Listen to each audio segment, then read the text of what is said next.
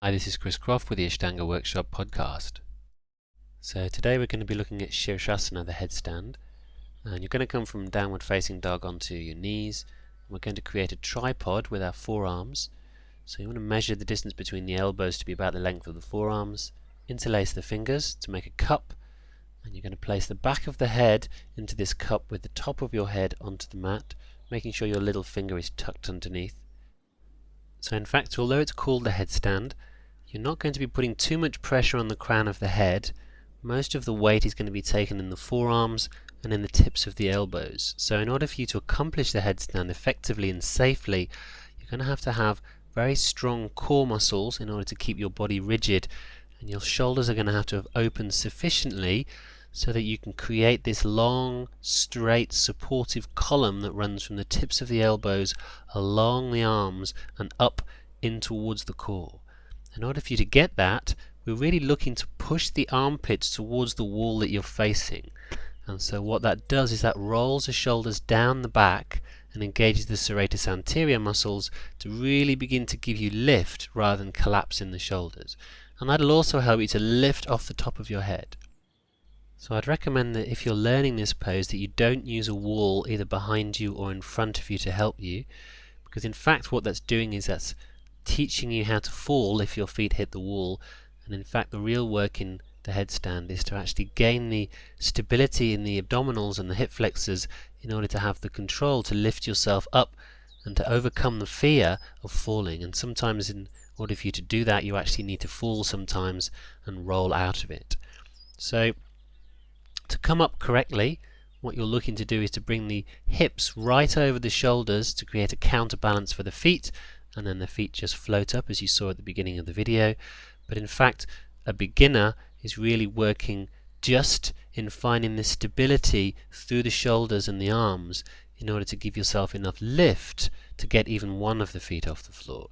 And sometimes it's enough just to walk the feet in and stay there with the feet on the floor, just feeling what it's like to have the weight in the arms with the top of the head pressing against the floor.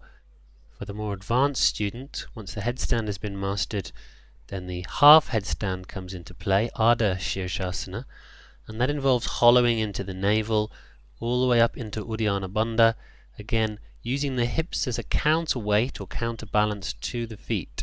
So you'll notice how my hips have floated over the perpendicular over the shoulders and the toes are pointed.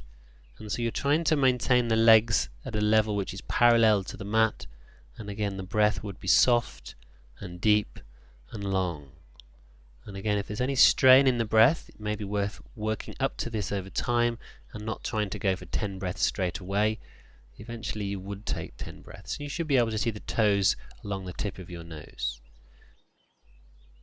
Once we've done approximately 25 breaths in the headstand and 10 breaths in the half headstand, you can come down into Balasana, the child's pose. Let the arms stretch out in front of you and the belly fall through the thighs, allowing the sit bones to gently push back into the heels, allowing the back to extend and elongate. And you may find either the top of the head or the side of the head is most comfortable on the floor, with the breath expanding into this cavity between the knees, allowing the back to decompress. So, however long you've held your headstand for, it's recommended that you hold your child's pose for maybe 1/3 to 1/2 of that time. So it may be that you hold the child's pose for a couple of minutes if you've been up in the headstand for maybe 3 or 4 minutes, which eventually you would as a more advanced practitioner. And again, just letting the shoulders relax, maybe extending away through the fingers, drawing the bandhas in, allowing the lower abdominals to engage, but the breath to be full and deep into a relaxed upper belly. Gently coming back up onto all fours. You're going to take a vinyasa here, so up dog, open the heart on the inhale, back up and back into the down dog, and then jumping through for Baddha Padmasana. Taking your lotus position with your right leg coming into place first, left leg over the top. You're going to bind the hands behind your back to Take your right arm through first to take the toe, the left arm round second to take the opposite toe of the right leg, and then hollowing up, sitting upright, dropping the chin down. We're going to take 10 breaths just sitting here, breathing deep. So the bandha's in place, the breath long and deep, wrapping the arms around us helps to open the chest, allowing the breath full and complete expansion in the lungs. And we're essentially stilling the waters now. So we've done the work in the inversions, and now it's just a case of placing our awareness back down into the earth, preparing to let the body release into Shavasana. The fold forwards of Yoga Mudra comes next.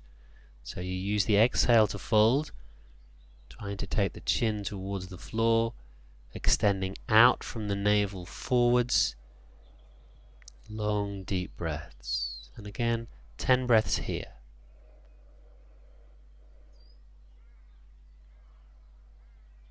Drishti is the tip of the nose.